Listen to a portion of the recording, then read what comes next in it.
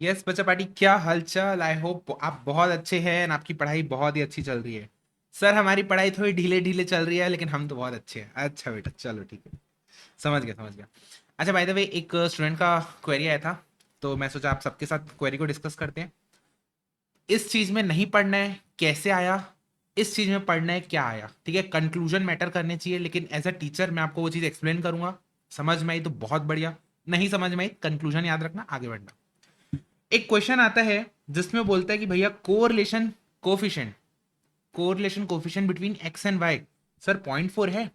अब ना एक्स को मैंने 2x कर दिया, वाई को मैंने -y कर दिया, इनके बीच का नया कोरिलेशन कोफिशिएंट बताओ। इसको हमने ऐसे याद किया था भैया, आर स्केल चेंज होने से चेंज होता है क्या? No no no.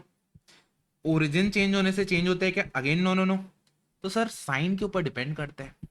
यानी कि अगर आप x को पॉजिटिव रहने दिए और y को पॉजिटिव रहने दिए, तो positive into positive is equals to positive.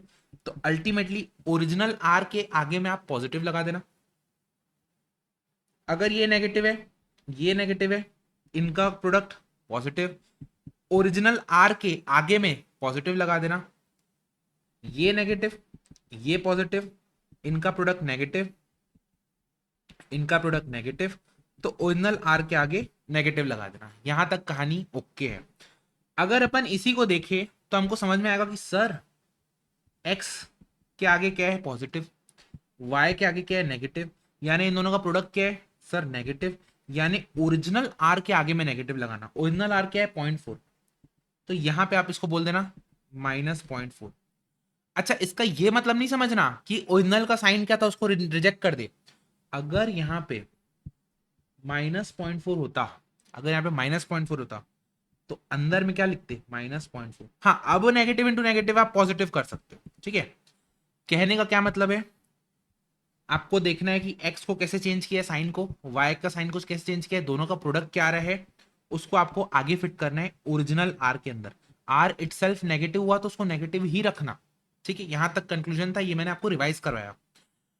अब ना बच्चे का कहना था कि सर x जब डबल हुआ है तो r को आप डबल क्यों नहीं कर रहे हो? आपने तो स्टैंडर्ड डेविएशन में बताया था, वेरिएंस में बताया था, कोरिलेशन कोएफिशिएंट में भी बताया था, सॉरी रिग्रेशन कोएफिशिएंट में भी बताया था, तो r को क्यों नहीं डबल कर रहे हो? मतलब चलो वो भी चीज एक्सप्लेन कर देते हैं आपको। मैंने ना एक एग्जांपल लिया x और y का, जहां पे x की कुछ कुछ वैल्यू है, y की कुछ कुछ वैल्यू है। इसका मीन निकाला, इनका मीन से डिफरेंस निकाल के, y का मीन से डिफरेंस निकाल के इनका प्रोडक्ट लिया और सम किया, और x माइनस एक्स बार का प्रोडक्ट लेके स्क्वायर का सम कर लिया। ये क्यों किया सर?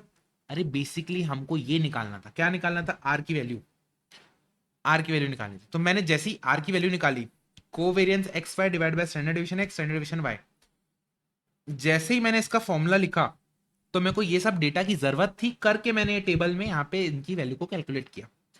तो कैलकुलेट कर कुरा के मेरे पास आंसर आया -1। -1 का मतलब क्या है? Perfectly negative correlated. कौन कौन सर? एक्स और वाई। अब आता है कहानी में ट्विस्ट। कहानी में ट्विस्ट बोलता है केस वन, बोलता है एक्स को 2x कर देना। अब जो हमारा एक्स ओरिजिनली 2 4 6 था, अब उसको ट्वाइस कर देना, 4 8 12 ले लेना। चलो देखते हैं, अब देखते हैं आर में क्या क्या आर डबल हो रहा है क्या कैलकुलेट करने पे। तो मैंने वापस से वही वाली टेबल लगाई, एक्स को डबल कर दिया, तो इसका जो माइनस में था वो भी डबल हो गया, इसका जो स्क्वायर था वो भी डबल हो गया। अल्टीमेटली कहां पे चेंजेस आए? सर ऊपर में जो है ना वो है कोवेरियंस। तो कोवेरियंस में जो ये वाली वैल्यू है, ये -24 हो गई। और पहले कितनी थी? सर पहले तो -12 थी, यानी डबल हो गई। अरे सर आप सही डायरेक्शन में जा रहे हो, आपने बोला ना एक्स को डबल करने पे आर की वैल्यू डबल होनी चाहिए। आहा, मजा आ गया सर, देखो वैल्यू डबल हो गई। पर एक और जगह चेंजेस आ गया। कहां पे? स्टैंडर्ड डिवीजन में। स्टैंडर्ड डिवीजन में जहां 8 था वो 32 हो गया, 4 गुना हो गया, लेकिन रूट भी है। तो इफेक्ट अल्टीमेटली क्या हुआ? ऊपर डबल हुआ, नीचे डबल हुआ, इफेक्ट नलीफाई हो गया।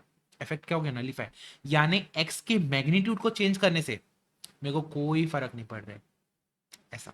ठीक है, अब मैंने दूसरा केस ले लिया। अब मैंने ना एक्स को ट्वाइस तो किया लेकिन नेगेटिव भी कर दिया। अब मैंने साइन में बदलाव किया। ठीक है, साइन में क्या किया? बदलाव।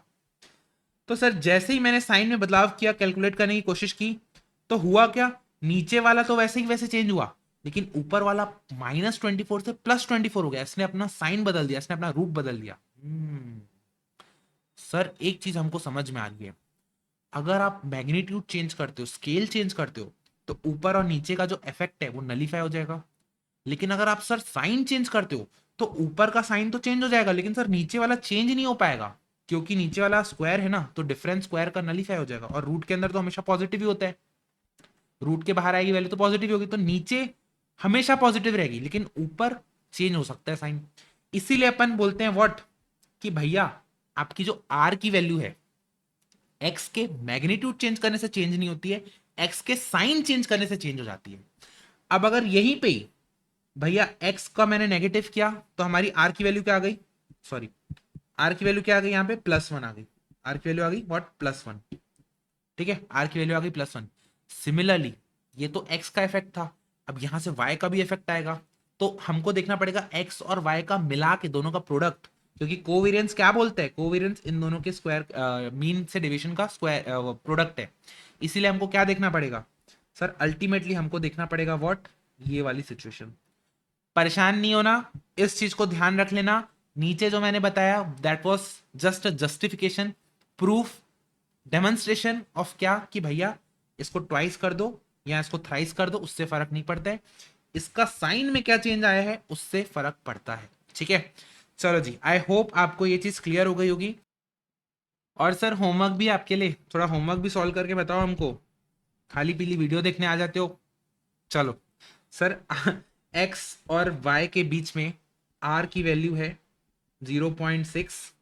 और सर केस नंबर 1, मैंने हमको निकालना है एक नया वेरिएबल v है, जो कि क्या है -2x+3, और y को एज इट इज रखा है, तो इन दोनों के नए v और y के बीच में r निकालना है। Second case sir v =-2x+3, और आपका u =-4y+8, r की वैल्यू निकालनी है।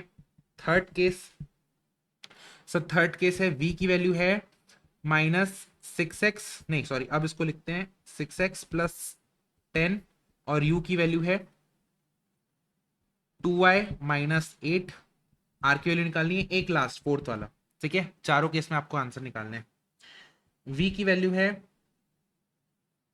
3x-12, u की वैल्यू है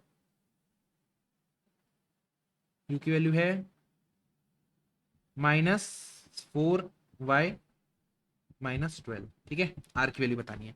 इन चारों केसेस का आपको आंसर मेरे को बताना है। ठीक है, चलो जी, ऑल द बेस्ट। ये वीडियो डालने का एक और पर्पस था, मेरे को ना कुछ कुछ लोगों से बैक स्लैश आ रहा था। अब मे भी कुछ लोग जल रहे हैं कि नहीं पता क्या, जबकि हम तो इतने कोई सक्सेसफुल भी नहीं हुए, हम कोई इतना कोई बड़ा काम भी नहीं किया हमने। ठीक है, छोटा सा हमारा चैनल है, आप प्यारे प्यारे बच्चे हमको प्यार देते हैं। तो कहीं से ऐसे मेरे को स्क्रीनशॉट्स आए कि वहाँ पे बताया गया, बोला गया कि आप ये जो सर है वो सिर्फ शॉर्टकट में खिलाते हैं और शॉर्टकट में चीज़ें नहीं चलती है। मैं आपको एक बात बताऊं, this is the logic behind that shortcut. ठीक है, this is the logic behind that क्या कंक्लूजन। मैंने क्लास में, मैंने अपनी क्लास में, आप चाहे रेशियो प्रोपोर्शनल इंडाइसेस ले लो, कोई भी आप चैप्टर ले लो, सबसे पहले मैंने उसका लॉजिक बताया है, मैंने उसको डिराइव किया है, जहां नेसेसरी था मैंने उसको क्या बोलना चाहिए, एक्सप्लेन किया है। लेकिन सर एग्जाम डेरिवेशन से नहीं चलता है, एग्जाम में आपको समय बचाना है। तो अगर आप पूरा मस्त ज्ञान का भंडार बन जाओ और एग्जाम में शॉर्टकट ही नहीं अपना पाओ, टाइम ही नहीं सेव कर पाओ, क्या हो पाएगा, कुछ नहीं हो पाएगा। ठीक है, तो जस्ट ठीक है, I generally tend to ignore those things, but it was just a demonstration for you as well. And उस बच्चे का डाउट भी था कि जिसको था कि साइन के कारण, मैग्नीट्यूड के कारण चेंज क्यों नहीं होते हैं। चलो जी, मिलते हैं नेक्स्ट क्लास में, तब तक के लिए क्या है सर, एफएम नहीं, maths maths maths. Bye bye, take care, all the best.